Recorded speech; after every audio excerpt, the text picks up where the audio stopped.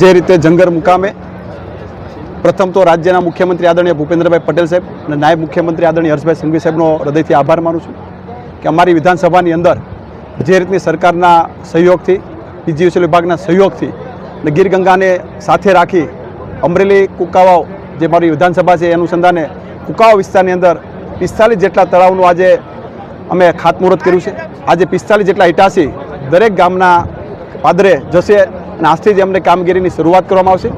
સરકાર જે રીતે ખેડૂતોને ઉપયોગ થવા માટે કામગીરી કરી રહી છે એનું કોઈ પેરેક ઉદાહરણ હોય તો આ તમે જોઈ રહ્યા છો જે દ્રશ્ય મોટી સંખ્યાની અંદર ખેડૂતો અને માતાઓ બહેનો પણ ઉપસ્થિત રહ્યા હતા। આજે લોકોની અંદર દિવાળી જેવો માહોલ જોવા મળ્યો છે। આપણા રાજ્યના નાયબ મુખ્યમંત્રી આદરણીય હર્ષભાઈ સંઘવી સાહેબ પણ હાજર રહેવાના હતા, પણ હરિયાણાના ઇલેક્શનના કારણે તે પોતે ત્યાં હોવાના કારણે પહોંચી ગયા નથી। આપણા પ્રભારી મંત્રી જીતુભાઈ વાઘાણી પણ હાજર રહેવાના હતા, એ પણ આપણું ગૃહ ચાલુ હોવાના કારણે એ પણ પહોંચી ગયા નથી, પણ બધાએ શુભેચ્છા આપી છે। ફરી હું જંગર ગામના દાતાઓશ્રીઓને પણ અભિનંદન આપું છું કે આખા ગામને સોલાર પ્રૂફ ગામ બનાવ્યું, એમાં દાતાઓએ જે સહયોગ આપ્યો એ દાતાઓને પણ ભાઈ શ્રી હરેશભાઈ વસાણી અને સમગ્ર એમના પરિવારને પણ અભિનંદન આપું છું અને ગીર ગંગા પરિવારને પણ અભિનંદન આપું છું કે જે રીતે સરકારની યોજનામાં જોડાવા બદલ અને ખેડૂતોને ખૂબ મોટા પ્રમાણમાં ફાયદો થઈ શકે એ પ્રકારની કામગીરી જ્યારે અમરેલી વિધાનસભાની અંદર થઈ રહી હોય ત્યારે 45 ગામના એક સાથે તળાવ થશે એ રાજ્યની અંદર પ્રથમ દાખલો બનશે કે કુકાવાવ વિસ્તારની અંદર 45 ગામમાં 45 સાથે એક તળાવ બનશે। એ આપણા ખેડૂતો માટે ખૂબ સારી વાત છે અને સરકારનો સવિશેષ આભાર પણ માનું છું।